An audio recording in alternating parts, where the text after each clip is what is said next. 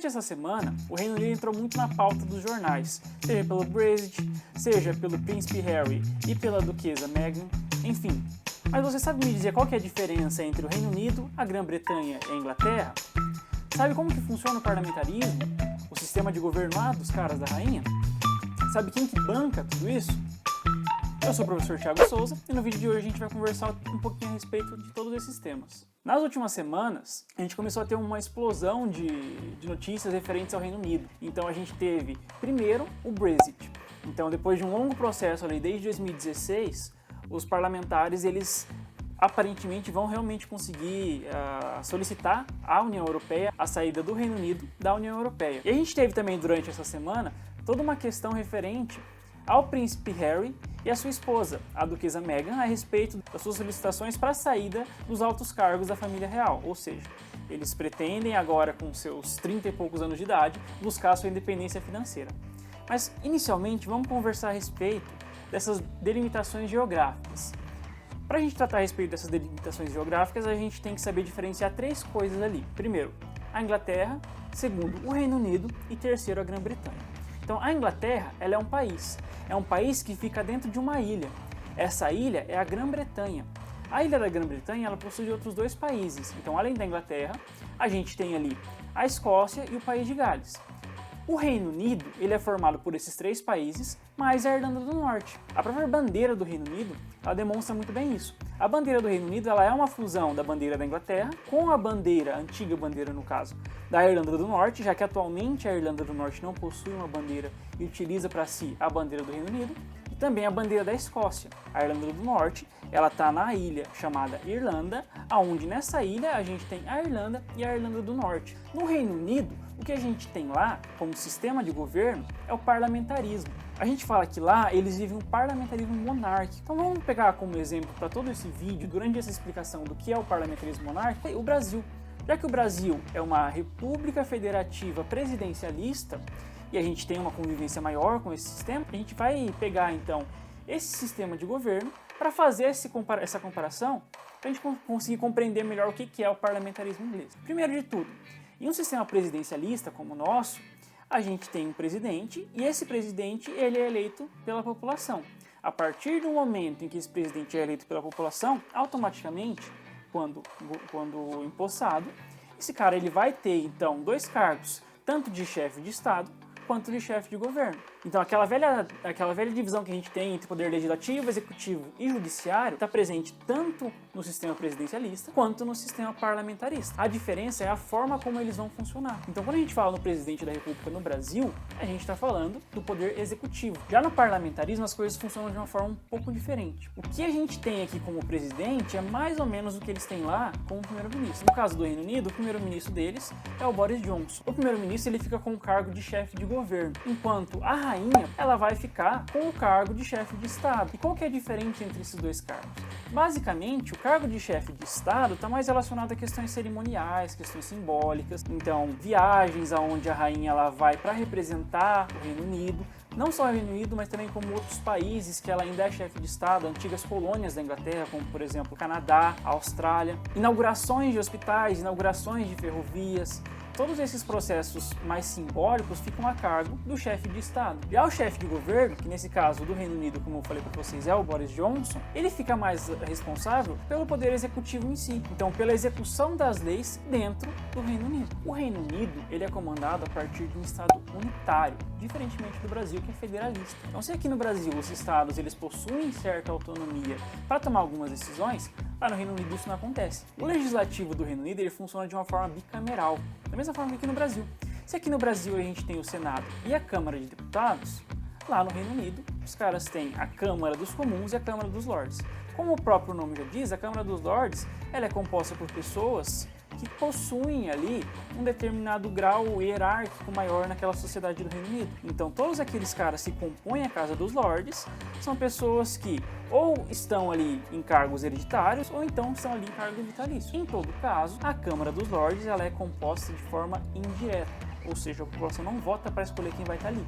Quem vai estar ali vai estar a partir de alguma indicação. Na grande maioria das vezes, essa indicação ela vai acontecer por parte do monarca. por parte de quem estiver comandando a realeza. No caso atual, a Rainha Elizabeth II. Já a Câmara dos Comuns, essa sim é eleita pela população. A Câmara dos Comuns ela é composta por 650 cadeiras, então 650 parlamentares de diferentes regiões do Reino Unido, eles vão, através de eleições, conseguir aquelas cadeiras. E lá eles vão votar e tomar as decisões que cabem ao legislativo. Então, se o executivo ele tem como papel executar as leis, essas leis elas têm que ser criadas por alguém. E quem vai criar essas leis é o legislativo. A grande diferença que a gente tem do poder executivo no presidencialismo para o poder executivo no parlamentarismo é a forma como esse cara ele chega no poder. Então, como a gente tinha falado, se um presidente ele é eleito de forma direta, no parlamentarismo o primeiro-ministro vai ser eleito de forma indireta. A população vota naqueles parlamentares, então 650 senadores vão ocupar a Câmara dos Comuns, e desses 650, o partido que conseguir o maior número de cadeiras, o maior número de pessoas eleitas no seu partido, é que vai se unir para fazer essa escolha de quem vai comandar o país. Há dois grandes partidos no Reino Unido. A gente tem o Partido Conservador e a gente tem o Partido Trabalhista. Desses dois partidos é que normalmente surge o primeiro-ministro. Existem alguns outros partidos, mas não possuem tanta expressão. O partido que conseguir 51% do parlamento britânico, ou seja, 326 cadeiras, automaticamente vai ser o partido com a maioria no parlamento e vai ser o partido que vai ter o direito de escolher quem vai ser o próximo primeiro-ministro. Porém, tem um grande problema aí. Esse partido ele só vai conseguir escolher o primeiro-ministro a partir do momento que ele conseguir essas 326 cadeiras. Se eles conseguirem uma quantidade menor do que essa, há duas possibilidades. O governo ele pode realizar ou um governo de coalizão, aonde ele se une com partidos menores para conseguir alcançar essas 326 cadeiras e aí comandar junto com o partido. Se não acontecer isso, pode acontecer um governo de minoria. O que seria o governo de minoria? Seria quando não há essa coalizão, então os partidos eles meio que têm que entrar num consenso durante todos os debates ali para decidir qual que vai ser a melhor escolha. Esse é o pior dos cenários, porque dessa forma, quando você não tem um acordo pré-acordado com outros partidos, automaticamente fica mais difícil de você conseguir uma aprovação da Câmara dos Comuns. Mas e a Rainha Elizabeth II?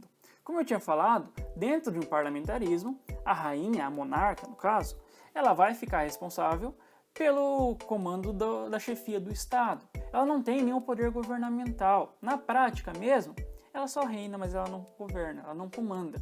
Apesar de haver alguns protocolos que fazem com que o primeiro-ministro tenha que tomar algumas decisões junto à rainha, no fim das contas ela não tem tanto poder assim. É mais um papel simbólico mesmo. E de onde que vem todo esse dinheiro da rainha? A principal fonte de receita da família real está no Fundo Soberano. Ele é composto por uma porcentagem fixa dos lucros do patrimônio da coroa. E esses lucros da coroa eles são gerenciados pelo Crown Estate, que é uma entidade gestora ali do patrimônio da monarquia do Reino Unido.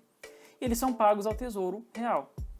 Com esse dinheiro, a realeza ela vai pagar os custos da sua equipe, da manutenção da propriedade, das viagens e dos compromissos oficiais. Uma outra fonte de renda que a família real tem está relacionada à fortuna privada dos monarcas. Essa fortuna privada ela é referente às terras, propriedades, bens privados que a rainha possui. Apesar desse patrimônio ele ser classificado como sendo um patrimônio privado da rainha, ele não pode ser vendido por ela, em hipótese alguma. Um ponto importante a se destacar referente a todos os motivos que fizeram com que a família real do Reino Unido ela tivesse tanto destaque nos últimos momentos nos jornais, se refere ao fato de o príncipe Harry com a sua esposa, a duquesa Meghan, eles solicitarem à rainha o afastamento das suas obrigações com a alta nobreza real. Não se trata aqui, nesse momento e principalmente nesse canal, de julgar se isso é certo ou errado, enfim, eu querer trabalhar uma questão a respeito do porquê que aos 35 anos de idade que o príncipe Harry foi querer buscar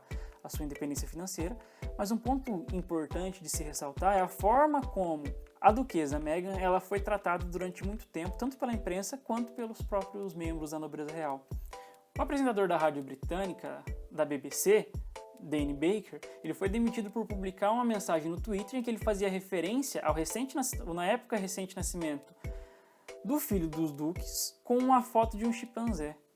O tweet já foi cancelado, já foi retirado das redes sociais. Na época, o jornalista ele foi demitido da BBC, mas isso demonstra muito a forma como o racismo está presente no dia a dia da família britânica. Mas voltando um pouco a respeito das questões sobre o parlamentarismo, você já sabia que o Brasil já foi parlamentarista por 2 vezes? A primeira vez em que o Brasil ele adotou esse sistema foi lá durante a fase de Brasil Império. Então, na história do Brasil, a gente tem uma divisão que é basicamente o seguinte: a gente tem o período pré-colonial, depois a gente tem o período colonial, o período imperial e depois a gente entra na fase republicana. E a fase republicana é cheia de seus recortes, com o período da ditadura militar, com a era Vargas, enfim. Mas especificamente, então, dentro do período imperial, que vai de 1822 até 1889, dentro desse período a gente teve uma fase parlamentar. E essa fase parlamentar, ela começa em 1847. Ela só vai se encerrar com a proclamação da República, lá em 1891, pelo Marechal Deodoro da Fonseca. A primeira Constituição brasileira, que foi a de 1824, previa um quarto poder, e esse quarto poder era o chamado poder moderador. Quem era o grande líder desse poder moderador era o imperador. Então o que o Dom Pedro II ele fez? Em 1847, ele instaurou aquilo que a gente chama hoje em dia de parlamentarismo às avessas. Por que às avessas? Porque ele acontecia de forma contrária ao parlamentarismo clássico, ao parlamentarismo inglês. Como que funciona o parlamentarismo inglês? Vamos só retomar então. A gente tem eleições, dessas eleições é que surge o legislativo, e do legislativo é que vai surgir o executivo. Como que funcionava no Brasil nessa época?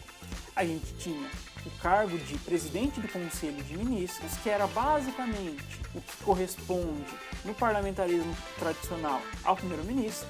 Então, esse presidente do Conselho de Ministros, ele era nomeado pelo Dom Pedro II. A partir do momento que ele era nomeado pelo Dom Pedro II, ele convocava eleições. Essas eleições, na grande maioria das vezes, eram fraudadas, e a partir disso formava-se o legislativo. Durante esse período da história do Brasil, a gente tinha 2 grandes grupos políticos. A gente tinha o Partido Conservador e a gente tinha o Partido Liberal. Para equilibrar todas essas vontades diferentes dentro do Brasil, o Dom Pedro II ora indicava um presidente do Conselho de Ministros do Partido Liberal, ora indicava um presidente de ministros do Partido Conservador. E aí o que acontecia? Automaticamente, ou então magicamente falando, a gente tinha nas eleições uma maioria de ministros eleitos referentes ao partido do primeiro-ministro. Se o presidente do Conselho de Ministros ele fosse do Partido Liberal, magicamente a gente tinha eleições onde grande parte do parlamento eleito era do Partido Liberal. Se esse mesmo presidente fosse do Partido Conservador, automaticamente, ou então magicamente, o mesmo acontecia. Grande parte do parlamento era composto por membros do Partido Conservador.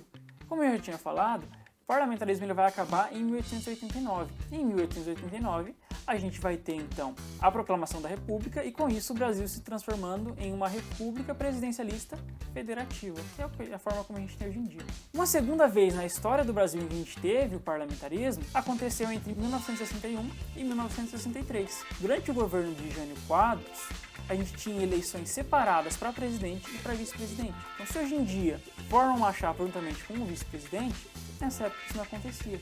Você votava para presidente e votava para vice-presidente. O que poderia causar, muitas vezes, uma separação ali entre o presidente da República, que podia ter ideias X, e o seu vice-presidente tendo ideias Y.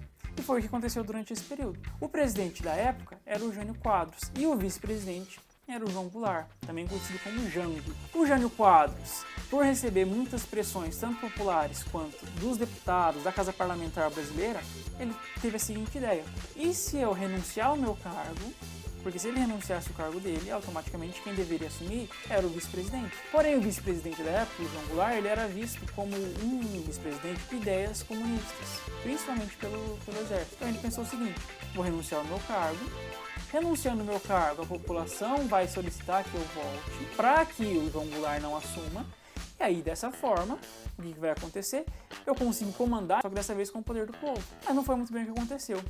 O Jânio Quadros vai solicitar a sua renúncia, ninguém vai dar muita bola. E realmente, os militares e alguns membros do parlamento, eles não queriam que o João Goulart assumisse o cargo. Então o que eles vão fazer? Eles vão instaurar no Brasil o parlamentarismo, para que dessa forma o João Goulart pudesse assumir o seu cargo, mas com poderes extremamente reduzidos. Com o passar do tempo, o João Goulart vai solicitar um plebiscito à população, ele vai conseguir adiantar esse plebiscito, e em 1963 a população vai votar pelo retorno ao presidencialismo. Lá na frente, em 1993, a gente vai ter um novo plebiscito popular. Só que esse novo plebiscito, ele vai questionar a população 2 questões. A primeira, qual seria a melhor forma de governo a se adotar? A monarquia ou a república? E a segunda, qual o melhor sistema de governo a se adotar? O presidencialismo ou o parlamentarismo? No fim das contas, a gente continuou sendo presidencialista e continuou em uma república. Bom, pessoal, então o vídeo de hoje se encerra por aqui. Se você gostou, eu vou pedir para que você deixe o like lá embaixo, se inscreve aqui no canal do Princeso para a gente continuar produzindo mais vídeos para vocês durante o ano de 2020. Um abraço, até mais.